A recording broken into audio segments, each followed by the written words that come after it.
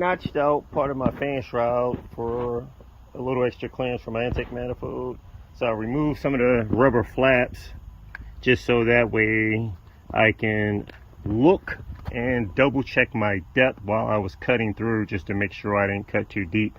I got a hacksaw and of course tighten up and cut through so I can get through the corners, and that way I have a nice little opening. So I'm thinking this should be cutting it kind of close. This may be just that little edge of extra clearance that I need to fit that intake manifold in without having to just tear all this out and maybe just end up doing a frame welding up a whole front end just to secure the radiator and all that. If I can keep as much of the original Audi construction as possible, then I would rather do that than just to start notching out. Once we get to race car status, totally different, but for this moment I just want to get the turbo in there, making kilo horsepower and as efficient as possible, using as much of the factory hardware and material as possible without having to go total race car gut out. So this is just trim work.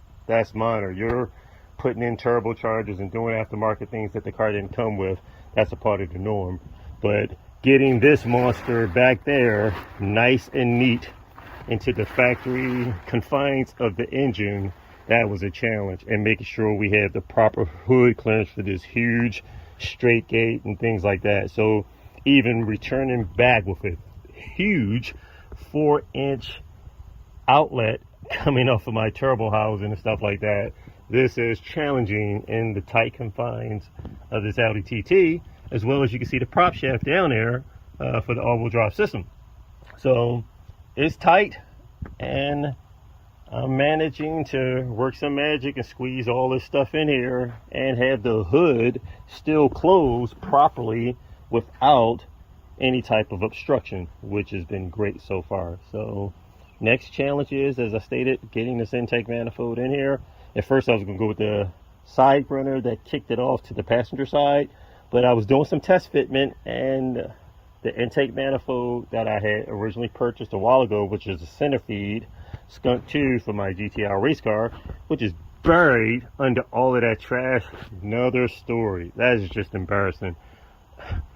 Engine hoist, just MK1 Audi TT, all kind of stuff, and all the tools. My GTR race car is a storage shelf. There's no excuse. But anyway, once I finish this, get this bad boy set up, then I can start back playing with this and stop using my GTI as a store shelf and get this bad boy down the track, putting some numbers on the board. So my punishment, and not punishment, but the thrill and excitement is finishing this first. That's why I parked it midway in my driveway to kind of block my GTI from coming out so I can hurry up and finish this. But we had so many setbacks with getting parts, and we had COVID-19 hit and COVID era where we got delayed and just backed up with many parts, and that's a whole nother story that everyone knows about. So other than that, I'm gonna keep moving, see how far I can get with this bad boy. Back out in the Maryland sun playing with the TV. Objective today is to find a good combination for mounting the AC and alternator combination for the TT. Of course, we definitely want to run AC. My brother has to have cool AC, no ifs, ands, buts about it. Part of the Audi tradition anyway, having the luxuries as long with performance as well.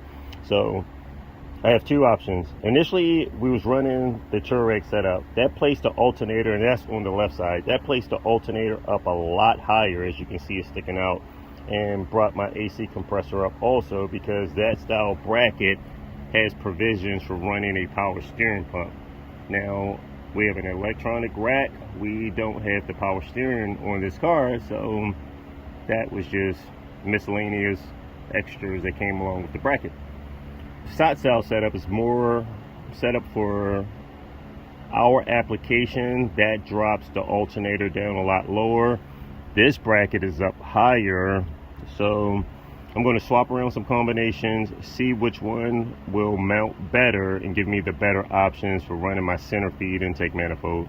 When I was running the left side feed, or I'll say facing it from the left, passenger side inlet, that gave me a lot of restrictions with my alternator being in that position.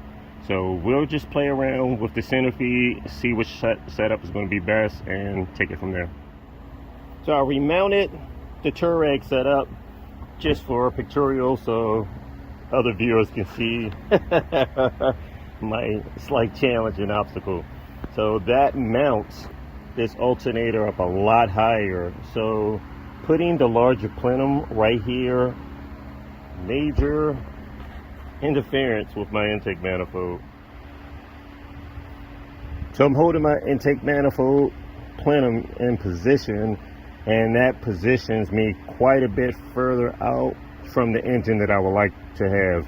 So if this was a different style configuration, whereas we didn't have the radiator and condenser coil up front, that would work. But this huge alternator, and I'm trying to hold all this with one hand and film, is causing obstruction. So we'll see if positioning the alternator down a lot lower, if that'll work out for us. Also, take a look at the tight clearance from that injector. That is very close. There's enough room to get a connector on there, but that's a tight squeeze. And just for reference, all of my mounting bases have been cleaned off with a cleaning wheel. You definitely want to make sure these surfaces and contact points are clean so that your alternator can have a good ground. I have the Passat bracket back on, and I'm playing with the pieces of the puzzle. It's starting to look like I'm coming up with a combination that may work if I make a few modifications. Now you can see I have a lot better clearance as far as my injector connection down here. But one of the things that I do dislike in my application for our setup is the tensioner right here is creating somewhat of an obstruction for my intake manifold, because I want to get my intake plenum as close to the body of the car as possible, so that way I have enough clearance for my radiator. Initially, the reasoning for wanting to run the Touareg setup is because, of course, I like the bigger alternator. It's 190 amps, a lot more power than our typical one. I think it's 160 amps. Of course, you can get an aftermarket one also that can put out like 200 or possibly 250 amps, and I will personally have to test that myself. But of course, we've seen ones and you put an amp probe on it and test it out, and it's not putting out consistently the amperage that you would want for all the accessories that we're going to be running on the car. So that's a whole nother story. But either way, these are water cooled. These are very efficient for just endurance and running and maintaining a cooler temperature for all your electrical components to put out the amperage that we need in our application. So I've always kind of liked these water cooled alternators, just personal preference, for just longevity and maintaining a consistent electrical flow and your amperage without overheating your electrical components. One of the things that I can possibly do, and this is crossing my mind, is to cut this off the tensioner, because this tensioner is in my way. It allows me to get in closer than my original Touareg setup, but if I mount the side mount tensioner that the Touareg had, I can probably slice this off and that'll get me in a lot closer. But as we sit right here, my tensioner causes a little interference. I want to be able to drop this down a little bit lower and bring it in tighter towards the body of the car. So if I notch that out from the top, as you can see down here, if I notch that out, that'll probably let me get to where I want to get as far as fitment. So we'll see. I do have plenty of brackets and plenty of motors, so that gives me an option to play around and see where we can get. So this will be my first use of my Hercules Universal bandsaw cutter. I've already had the bandsaw, and I bought this stand to make it easier to cut the pipework for the TT, pipework for fabricating the intake manifold. So I do have a bandsaw inside my garage / shop, but this is a little convenient to work outside and chop up everything and don't have to worry about getting aluminum particles or debris all inside the garage and all over my race car. So this will come in handy, but this will be the first use, to cut off this ear right here, and we'll see how this bracket fits on the car. about test fitting the bracket for the facade, I noticed I'm gonna have to do some clearancing on the spacer right here for the block girdle. So the block girdle actually pushed the whole pan down a little bit lower, and when I tighten this pulley up right here, it actually made contact with the girdle plate. So I'm gonna notch that out so we have a little extra clearance and make sure this pulley doesn't rub. Back out here putting together the pieces of the puzzle. So earlier I notched out, let's get a clear shot right there. You see a nice little notch, spinning good. Notched out the girdle so that the lower pulley wasn't rubbing, and when I mounted Teddy's original AC compressor, which is right here, we had a problem with offset. So as you can see, the spacing right here between the housing and the clutch drive is spaced out pretty far, and I managed to go and track down another one that looked like it's been recently replaced. You can see the spacing is a lot closer to the compressor itself between the two. So this should line up my belt drive back with my pulleys. This one, of course, had to stick further out, and I'm like, that is not good. And my damper is mounted close to the block. This is close to the block, of course, water pump is, and then all of a sudden my AC compressor is sticking out. So that was a no-go, and I'm like, wait a minute, what is going on? This is his original compressor, but of course it was a different bracket on the 3.2 liter block. So we're going to go ahead, remove these hoses, mount the replacement new compressor, and get back in action.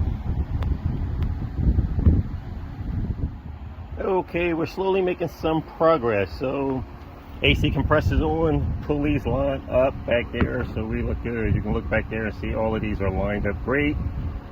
Now I am going to have to put a shim behind the pulley for the alternator so that we can get that to come out just a little bit, and that is the only thing right now that is currently offset a little bit, and that's not lining up as much as I want. So I'll put a washer behind that to shim the alternator out. This is a clutch drive, so that can free up some of the rotational mass while the car is running. If you stop, it'll put less wear and tear on the belt, because when the engine changes gear or decides to wind down, the alternator itself, the heavy weight inside, can freewheel and not allow this to put a lot of stress on the belt, because it does have a clutch setup, which is great. But I need to shim it out. So let's take this back off, get a shim in there so that we can line this up. We'll check it with a straight edge and continue to move. You can actually see the straight line down here. If you eyeball it and look right here, everything is lined up here. Pulley back there is lined up, and then up here, this is actually inward. We need to get this bad boy to pop out just a little bit.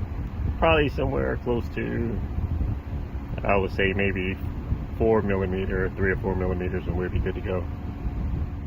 I am glad I located this tool right here. This tool is for removing this alternator pulley. I think I've only used it once. I mean, I'm glad I found it. It saves a tremendous amount of effort and labor for getting this pulley off. You can see the spline, it's right here. This tool lines up in here perfectly. And then you have these two, the triple square or the Torx, or even a female hex, whatever size will fit in here. This will hold this outer side tight, and this will loosen up the inside bolt right there, so that way we can get this pulley off. I am so glad I found it. Major major step forward without having to fight to get this off. So I had the bolt loose and it was tight, so I wanted to confirm it. Hopefully, I was hoping that I was going the right direction, because of the way these alternators rotate. They have left-hand threads, so you would actually have to turn clockwise in order to loosen the pulley.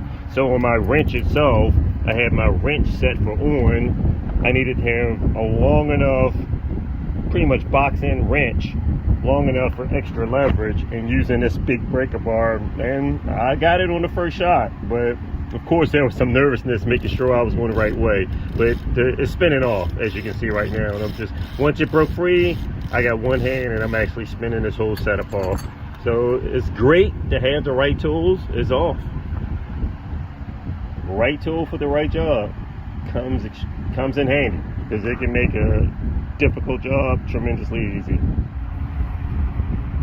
So here's a 4.8 millimeter, so you might as well say 5 millimeter spacer. Turned out to be very good. I did a dry test fit, and this spacer allowed my pulley to line up directly where the belt would run. So I'll put everything back together. I'm gonna use some Loctite, and then we can get a chance to take a look to see how I lined everything up. Okay, I have my spacer and my pulley bolted in position. Excuse all the background noise. My neighbors is having a cookout / party and they getting it in. But anyway, I wanted to make sure my clutch and everything is working fine, as well as making sure that my washer / spacer wasn't locking anything up. So if you look carefully, I can try to get a marker and see if I can put a notch in here, just for a reference, just for visual, so that people can see what I'm referencing. All right, cool. So once I spin my alternator, I can literally, as you can see, stop it, spin it, and it's still spinning. So that means the clutch is working fine and my shaft can still freewheel, which is great. So my spacer itself isn't locking everything up and making everything tight together, whereas if my clutch wanted to stop, it stops the whole shaft and everything. So that works fine, which is good to go. Okay, you can see from a head-on shot, my belt would ride and line up perfectly. So I'm using this back part as a reference also. My belt would actually be between my pulleys, and everything lines up pretty good with that spacer / shim. So that turns out great. Now we're going to mount the upper tensioner, because of course we need a tensioner in position to tighten our belt up, because I snatched and chopped off the original support for the tensioner, which is right here. So that gives me great clearance. I mean, tremendously great clearance for getting my center feed plenum to work like I want. So of course, as you can see, I have a center feed plenum. This has a lot more volume. I was initially going to run the side plenum, but we want to get as much airflow into that VR6 as possible, with still managing to fit everything inside the tight confines of this Audi TT engine compartment. And you can just take a visual look and see the difference in size between the two plenums right here. This will support a lot more airflow and volume, hence the notching and all the cutouts and the provisions that I'm making to try to get this in position. I actually notched out part of the radiator fan shroud just for the extra clearance also, to get this big boy in position. So let's go ahead and bolt up my top support right here for my tensioner and keep moving. So I took everything back apart. I wanted to double check and make sure my shim was totally flat. So I put it on the sander, made sure both sides were sanded down properly, and now I'm gonna go ahead and put this back in position and put a little bit more Loctite back on the shaft. I decided to take everything back apart again because I wanted to make sure that my washer was totally flat on both sides, so I took it off and put it in the sander. Some washers have a concave shape to it, so once you tighten everything and compress it, it tends to kind of have a bowl and it will flatten out. That way it can add extra tension to it. But in this application, I wanted everything totally flat. So we got it sanded down on both sides. I'm gonna put a little bit more Loctite on my shaft. You can still see a little residual from the first time, and then we'll mount this back into position. Just got home from work and back to work on the TT again. So over the weekend, which is extremely short for me, I got an opportunity to mount the support for the alternator and the AC compressor. So this turned out to be pretty good because I was able to notch off the upper spring tensioner and use the Turag side mount belt tensioner right here. I also lined up all my pulleys. I had to put a spacer right here just to shim this out so I have everything perfectly in alignment. As you can see, we have our AC compressor, which coincides with the pulley, alternator, as well as the water pump. So all is lined up pretty good. So it turned out to be great. So I was able to still squeeze in this big monster water-cooled alternator. So driving around in a hot Las Vegas heat, we can actually maintain some coolant, a steady temperature for the alternator, which would be something pretty good. But it's a nice alternator. It's putting out 190 amps. Eventually we're going to step it up to something a little bit higher, maybe 220 or a 250 amp alternator. But for the time being, this should be a lot better than the original 140 amp alternator that came with the TT. So this 190 should be a little extra current to run the aftermarket ignition coils that I have planned for the car and the Motec. So right now, what I want to do is remount the front core support.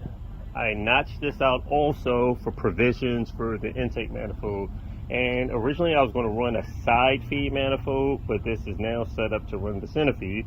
The center feed ended up being the better option for us and for this setup, because it's a very tight squeeze in this engine compartment, extremely tight. And with the headlights and everything configured here, that would be a problem running the side feed and then trying to run pipe work down over this side of the car.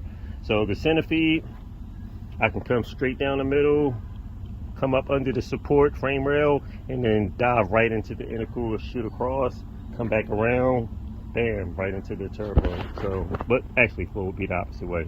But now let's do a test fit of the front end to see what type of clearance I have and the length of pipes I have to cut for my intake manifold.